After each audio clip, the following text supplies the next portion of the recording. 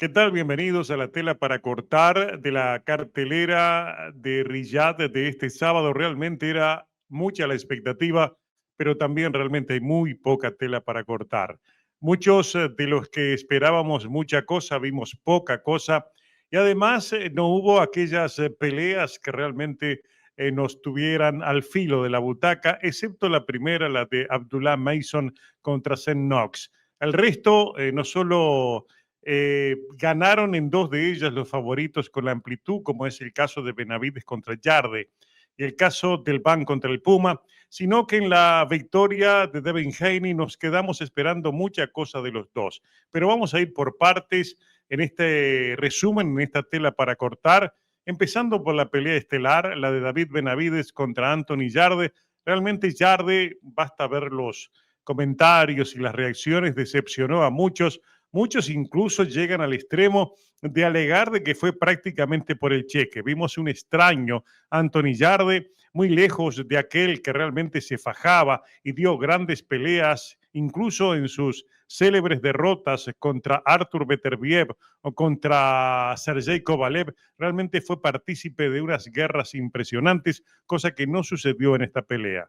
Lo vimos cacheteando, lo vimos tratando de sobrevivir, lo vimos huyendo por laterales y después recibiendo golpes prácticamente sin defenderse allí en la esquina, sometido a un hombre de una pegada brutal como lo es David Benavides, que vio facilitado todo su trabajo precisamente por la muy poca oposición que le opuso un Anthony Yarde que, repito, fue a poner su nombre y lo que quedó en claro para muchos es que quizás fue por su último cheque en el boxeo profesional.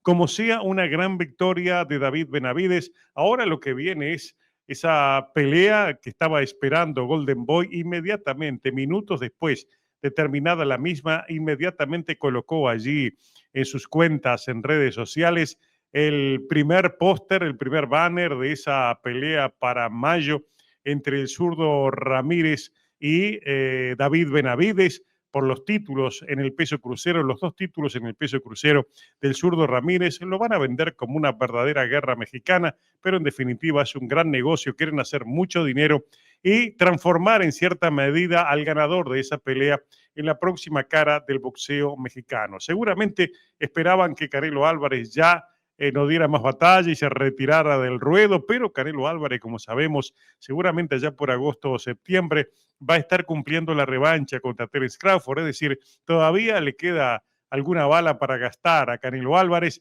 y en términos de ser la cara o no ser del boxeo, creo que si bien es un gran negocio hacer pelear al zurdo contra David Benavides, también les quita trascendencia y dinámica a su propia promoción.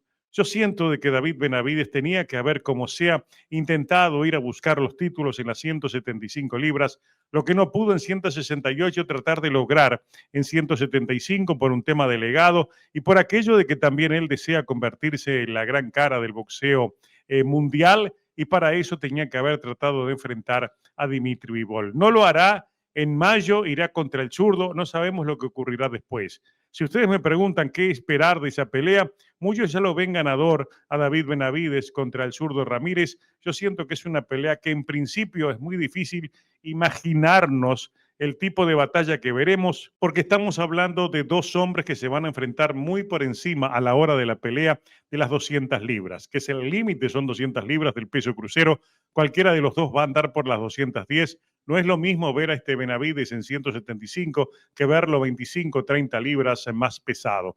De todas maneras, hay mucho tiempo por delante para empezar a jugar con las expectativas y lo que podemos imaginar de esa pelea, que si bien va a llenarnos el ojo, en definitiva es entretenimiento, pero también es un poco decepcionante porque, repito, para mí lo correcto es que después de esta pelea contra Yarde, después de golpear tan fuerte la mesa de las 175 libras como un rival de tanto respeto y con tanto nombre como Yarde, este Benavides tendría que haber salido directamente a buscar, reclamar la pelea contra Dimitri Bivol. Como sea, victoria, victoria contundente, victoria clara, victoria por nocaut allí en el séptimo episodio, cuando el referee correctamente paró la pelea, estaban prácticamente recibiendo una verdadera golpiza, estaba masacrándolo David Benavides cuando la pelea terminó. Físicamente lo vi muy bien a Benavides, como que hizo un gran campamento, se veía muy bien, se veía fuerte.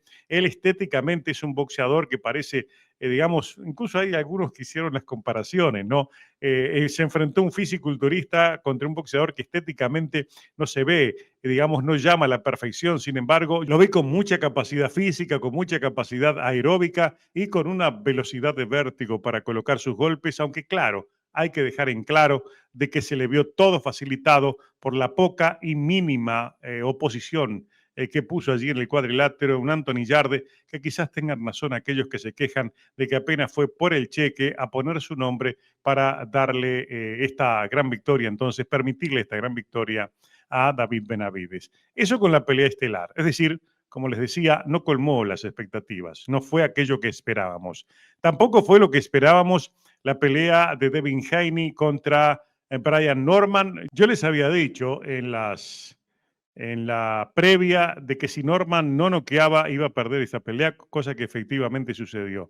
Yo no tenía duda de que si se iban a la distancia el ganador iba a ser Devin Haney por un tema de que es uno de los hombres de más perfección técnico-táctica en el cuadrilátero, de suma inteligencia para gestionar sus peleas, pero un hombre de boxeo totalmente egoísta. Él demostró en los primeros 2 episodios del combate que es un boxeador que tiene las cualidades, tiene las capacidades para entretener y dar grandes peleas, porque realmente arrancó la pelea trabajando desde la línea de golpeo hacia adelante, llevando su ofensiva detrás del jab, colocando golpes desde la segunda distancia, sorprendió a Norman especialmente por la precisión, por la efectividad de sus golpes, le llegó con unos trayazos muy duros y allí en el segundo asalto lo manda a la lona, realmente hizo poner de pie allí a la arena porque lo que menos se podía esperar, ver caído a Norman frente a Devin Haney, era solamente ni siquiera en las pesadillas de los apostadores podrían imaginar que eso ocurriera y ocurrió. A partir de ese segundo asalto de la caída, prácticamente lo que hizo Devin Haney fue gestionarla y hacer lo que mejor sabe, trabajar en su zona de confort, amarrar, abrazar, cortar los ímpetus de su rival, que careció de la suficiente capacidad para cortarle el cuadrilátero, nunca supo cómo hacerlo. Cuando avanzaba Norman detrás del jab, colocaba el jab, le llegaba con algunos golpes y después cuando iba a rematar la secuencia, seguía hacia adelante facilitándole el amarre, un amarre extraño que tuvo Devin Haney, porque esta vez lo vi trabajar desde abajo. Le amarraba la cintura y allí lo seguía golpeando. Es un experto en interrumpir precisamente los circuitos de sus rivales, pero deja la pelea realmente un verdadero bodrio a la vista del público. Muchas veces es abucheado, pero es un experto en sacar peleas, en gestionar las peleas desde lo táctico, golpear en los momentos que corresponde y fundamentalmente impedir el boxeo de sus rivales. Ese Devin Haney hoy se vio al máximo, se vio en todo su potencial en ese boxeo que, como yo lo titulé, horriblemente perfecto. Se llevó la victoria, es una figura que sigue acumulando títulos, pero sigue dando y mostrando un boxeo que no gusta, pero rinde a la perfección. Es nuevo campeón. Allí hubo mucho enojo con Eddie Hearn por todo lo que dijo contra Norman. Norman, se los había dicho en la previa, es un hombre que una cosa es con violín y otra con guitarra.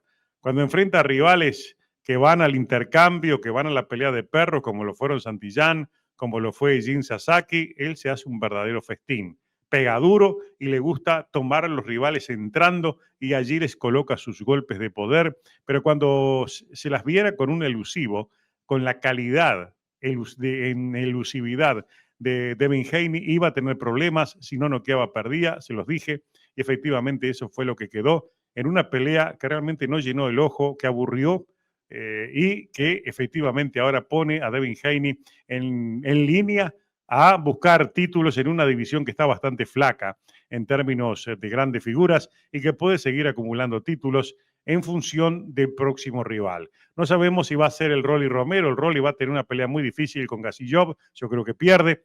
Puede ser también una revancha contra Ryan García si vence al Azteca Barrios. Y obviamente puede ser con Crocker, que también es campeón de la Federación Internacional de Boxeo. Como sea, seguramente lo vamos a ver unificando. Habrá que esperar la próxima semana. Seguramente habrá importantes novedades sobre el futuro. Entonces, de este Devin Haney que aburre, que no gusta, pero sigue ganando y cosechando títulos.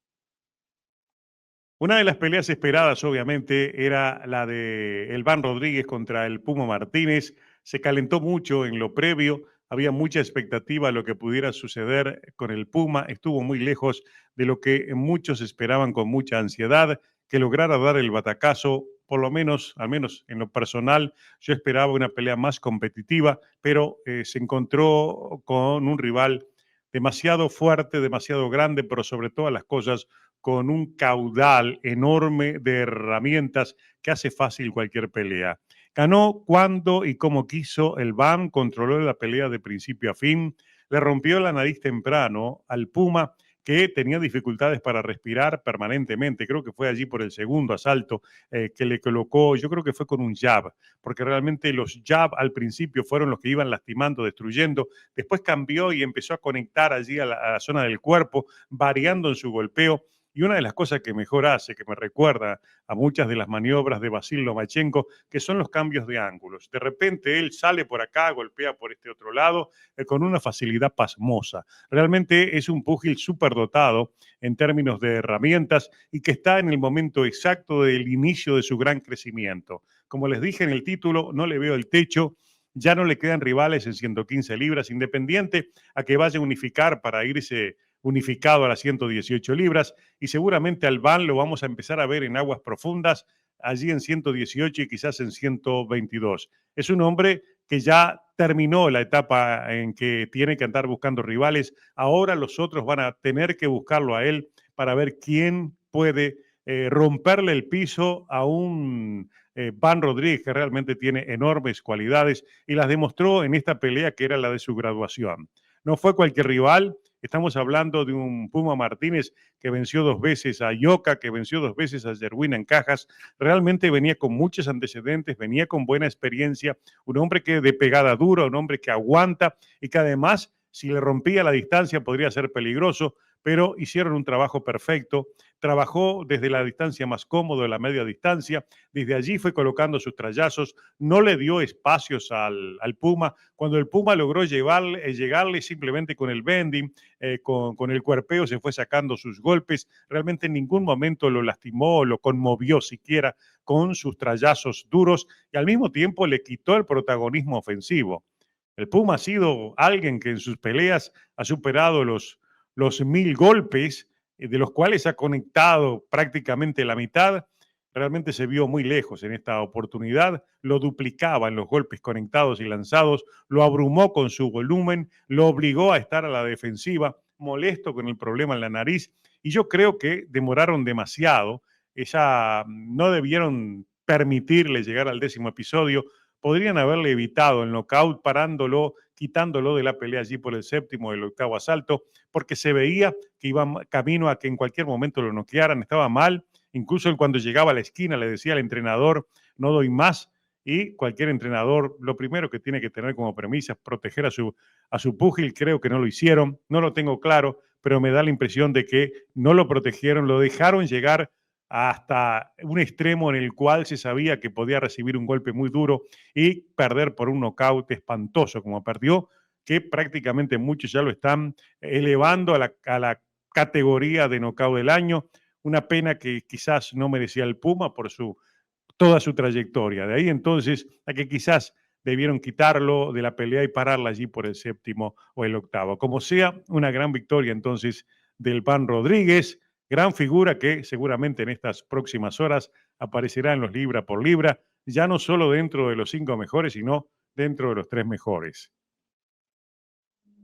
Y claro, lo que falta es la pelea que para mí se robó la noche, la de Abdullah Mason contra Saint Knox.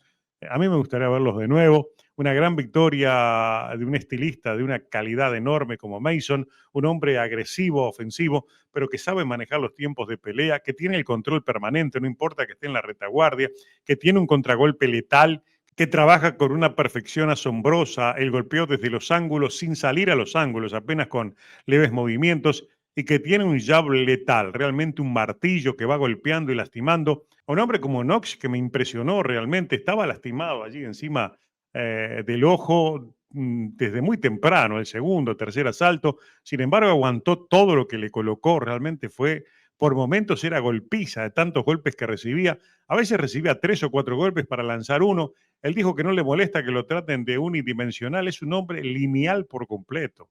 Es una máquina de ir para adelante, recibir golpes y tratar de él colocar. Aún así, la pelea terminó cerrada en 2 de las tarjetas. Yo creo que fue una exageración. Hubo una tarjeta 117 a 111, capaz que fue demasiada ventaja, pero demasiada cercana esas dos de 115 a 113, que fueron los que le dieron la victoria unánime entonces al nuevo campeón de las 135 libras de la Organización Mundial de Boxeo, a un Abdullah Mason que lo quieren contra quien sea, pero empezaron ya a poner allí los cartelitos a ver si pueden verlo contra Gervonta Davis, como sea, en la 135 hay mucho caudal, mucho capital humano. Este Mason ha prometido que va a dominar esa división y al menos por lo que mostró, hay que creerle que puede lograrlo. Fue la pelea de la noche entonces la que recibió todos los aplausos porque el resto en cierta medida decepcionó. Fue una buena cartelera, es verdad, pero no aquello que todos esperábamos.